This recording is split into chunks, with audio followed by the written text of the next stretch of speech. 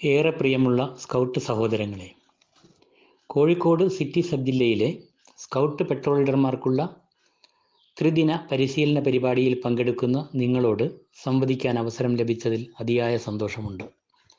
നിങ്ങൾക്ക് എന്നെ പരിചയമുണ്ടാവാൻ സാധ്യതയില്ലെന്നറിയാം.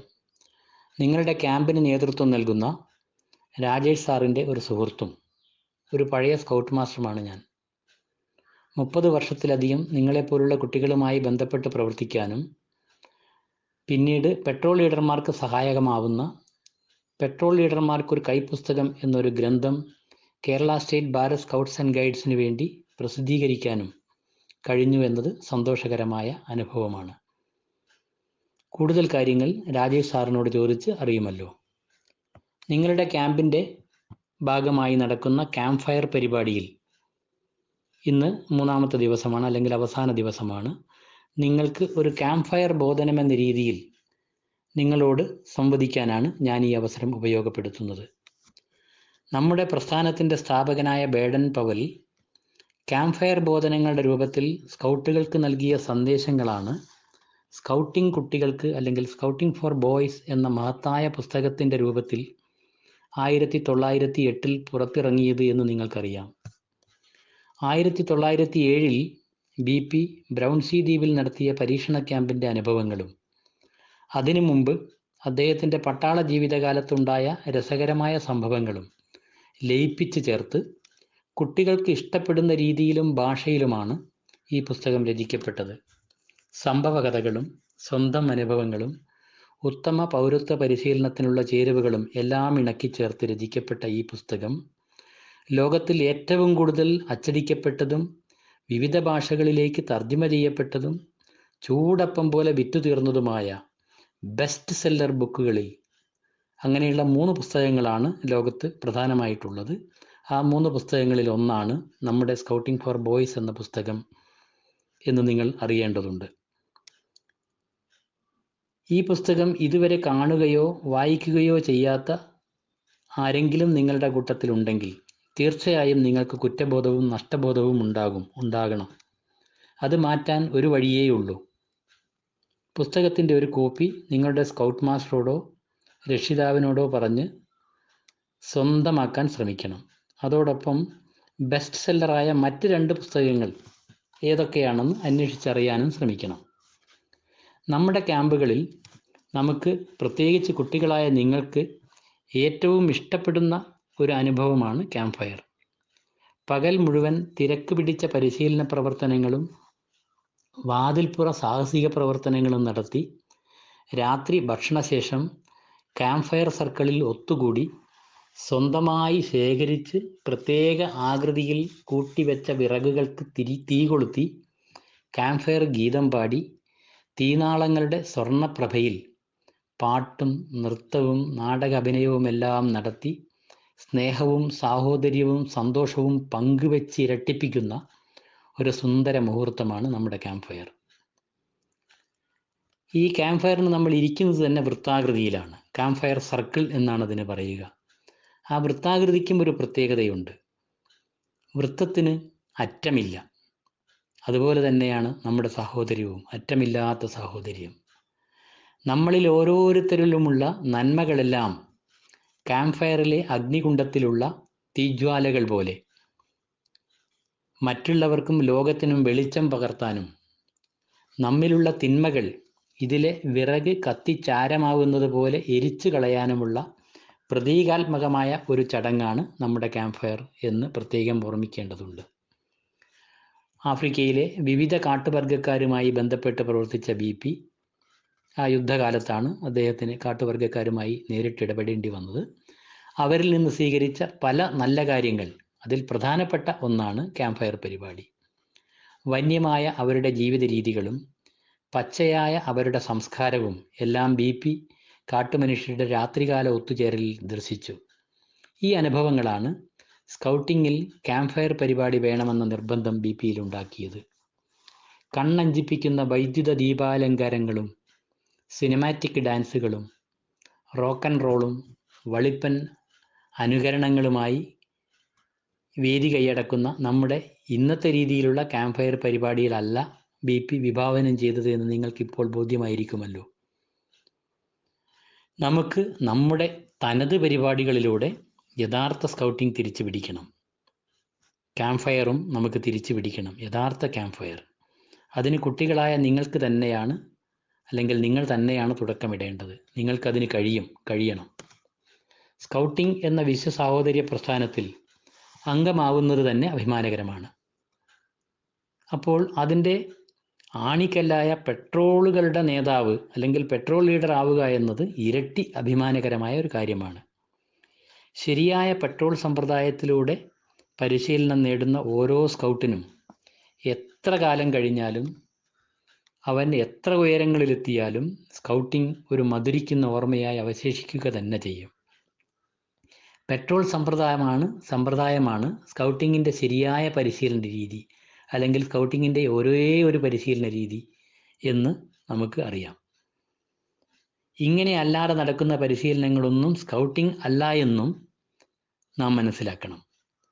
മറ്റ് പ്രസ്ഥാനങ്ങളിൽ നിന്നും സ്കൗട്ടിങ്ങിനെ വ്യത്യസ്തമാക്കുന്ന ഏറ്റവും പ്രധാന ഘടകം പെട്രോൾ സമ്പ്രദായത്തിലുള്ള പരിശീലന രീതികളാണെന്നും അതിന് നേതൃത്വം കൊടുക്കേണ്ടവരാണ് പെട്രോൾ ലീഡർമാരെന്നും നാം മനസ്സിലാക്കിയേ പറ്റൂ.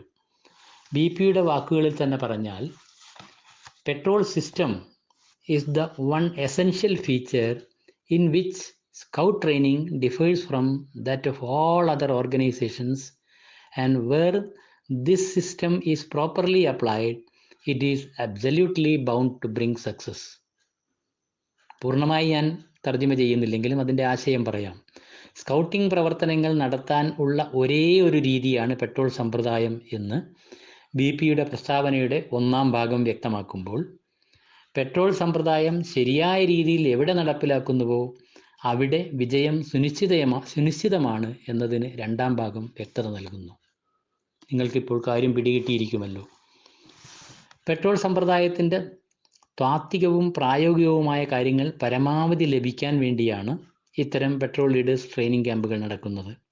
ഇതൊരു വെർച്വൽ ക്യാമ്പ് ആയതുകൊണ്ട് എത്രത്തോളം ഇത് വിജയകരമാവുമെന്ന് എനിക്ക് പറയാൻ കഴിയില്ല. എങ്കിലും ഒരു ശ്രമമാണ് നമ്മൾ നടത്തുന്നത്. ഈ പരിശീലന പരിപാടിയിൽ പെട്രോൾ സമ്പ്രദായത്തിൻ്റെ പരമാവധി താത്വികവും പ്രായോഗികവുമായ കാര്യങ്ങൾ നിങ്ങൾക്ക് ലഭിക്കട്ടെ എന്ന് ഞാൻ ആശംസിക്കുകയാണ്. ഈ അവസരത്തിൽ അഭിമാനകരമായ 1-2 കാര്യങ്ങൾ കൂടി നിങ്ങളെ അറിയിക്കാൻ ഞാൻ ശ്രമിക്കുകയാണ്. ആദ്യമായി ചന്ദ്രനിൽ കാലുകുത്തിയ മനുഷ്യനെ നിങ്ങൾക്കറിയാം, നീൽ ആംസ്ട്രോങ്.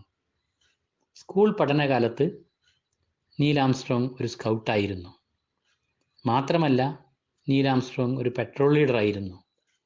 അതുമാത്രമല്ല, അമേരിക്കയിൽ ഒരു സ്കൗട്ടിന് ലഭിക്കാവുന്ന ഏറ്റവും ഉയർന്ന ബാഡ്ജായ ഈഗിൾ സ്കൗട്ട് ബാഡ്ജിൽ ജേതാവുമായിരുന്നു നീൽ ആംസ്ട്രോങ്. ഞങ്ങളെപ്പോലുള്ളവർക്ക് അഭിമാനകരമായ മറ്റൊരു കാര്യം കൂടിയുണ്ട്. നീൽ ആംസ്ട്രോങ് ഒരു സ്കൗട്ട് മാസ്റ്റർ കൂടിയായിരുന്നു. പോരെ, അഭിമാനത്തിന്, സന്തോഷത്തിന് ഇനി മറ്റെന്ത് വേണം? ഇങ്ങ് ഭാരതത്തിൽ നമുക്ക് അഭിമാനിക്കാവുന്ന കുറേ വസ്തുതകളുണ്ട്. 1995 നമ്മുടെ രാഷ്ട്രപതി ഭവനിൽ നടന്ന ഒരു പ്രസിഡന്റ് സ്കൗട്ട് റാലിയിൽ, അന്ന് പ്രസിഡന്റ് സ്കൗട്ട് എന്നാണ് പറയുക, രാഷ്ട്രപതി സ്കൗട്ട് എന്നല്ല, ഒരു പ്രസിഡന്റ് സ്കൗട്ട് റാലിയിൽ പങ്കെടുത്തപ്പോഴുണ്ടായ ഒരു അഭിമാനകരമായ ഒരു അനുഭവം കൂടി പങ്കുവെച്ച് ഞാൻ അവസാനിപ്പിക്കാം. രാഷ്ട്രപതി ഹാളിൽ അല്ലെങ്കിൽ രാഷ്ട്രപതി ഭവനിൽ മുഗൾ ഗാർഡനിൽ രാഷ്ട്രപതി അവാർഡ് ദാന ചടങ്ങ് നടക്കുകയാണ് 1995.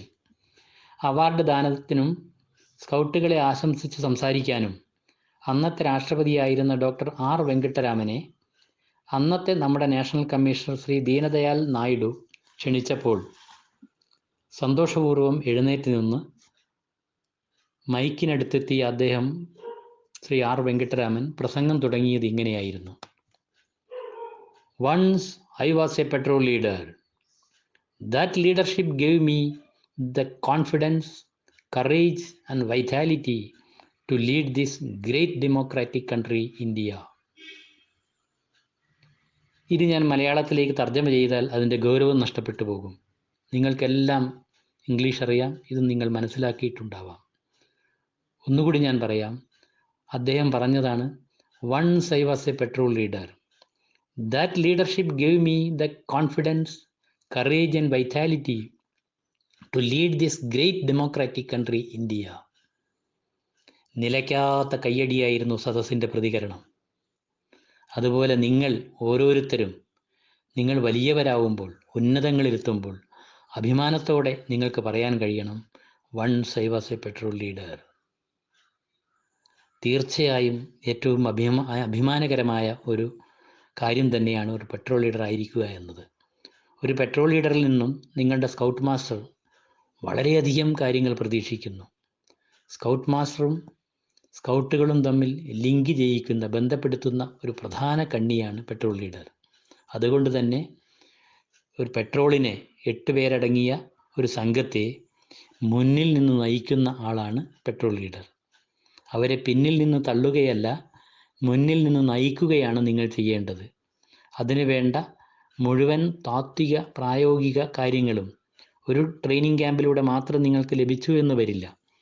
വായിച്ചും ചോദിച്ചറിഞ്ഞും മറ്റുള്ളവരുമായി പങ്കുവെച്ചും യഥാർത്ഥ പെട്രോൾ ലീഡർ ആവാൻ നിങ്ങൾക്ക് കഴിയട്ടെ. ഒരു പെട്രോൾ ലീഡർ എപ്പോഴും ആ പെട്രോളിലുള്ള മറ്റ് അംഗങ്ങളിൽ നിന്നും ഒരു പടി മുന്നിലായിരിക്കാം. ബാഡ്ജിൻ്റെ കാര്യത്തിൽ മാത്രമല്ല, പെരുമാറ്റത്തിൻ്റെ കാര്യത്തിൽ, ആരോഗ്യത്തിൻ്റെ കാര്യത്തിൽ, മാനസികവും ബൗദ്ധികവും ധാർമ്മികവും സാമൂഹികവുമായ എല്ലാ മൂല്യങ്ങളും ഉയർത്തിപ്പിടിക്കുന്ന വ്യക്തിത്വത്തിൻ്റെ കാര്യത്തിൽ, എല്ലാ കാര്യത്തിലും, കഴിവിൻ്റെ പരമാവധി ചെയ്യുന്ന കാര്യത്തിൽ, മാന്യതയെ മുൻനിർത്തി പ്രവർത്തിക്കുന്ന കാര്യത്തിൽ, എല്ലാ കാര്യത്തിലും ഒരു യഥാർത്ഥ സ്കൗട്ടായി മുന്നിൽ നിൽക്കാൻ പെട്രോൾ ലീഡർക്ക് കഴിഞ്ഞാൽ പെട്രോൾ സിസ്റ്റം പൂർണ്ണമായും വിജയിക്കും. പെട്രോൾ സിസ്റ്റം എവിടെ വിജയിക്കുന്നു അവിടെ സ്കൗട്ടിംഗ് വിജയിക്കും. അല്ലാതെ നടക്കുന്നതെല്ലാം ഒരുതരം കാട്ടിക്കൂട്ടൽ മാത്രമായി മാറും എന്ന് നിങ്ങളെ ഓർമ്മിപ്പിച്ചുകൊണ്ട് നല്ല പെട്രോൾ ലീഡർമാരായി വളരാൻ നിങ്ങൾക്ക് ഈ ക്യാമ്പ് സഹായകമാവട്ടെ എന്ന ആശംസകളോടെ നിർത്തുന്നു. നന്ദി, നമസ്കാരം.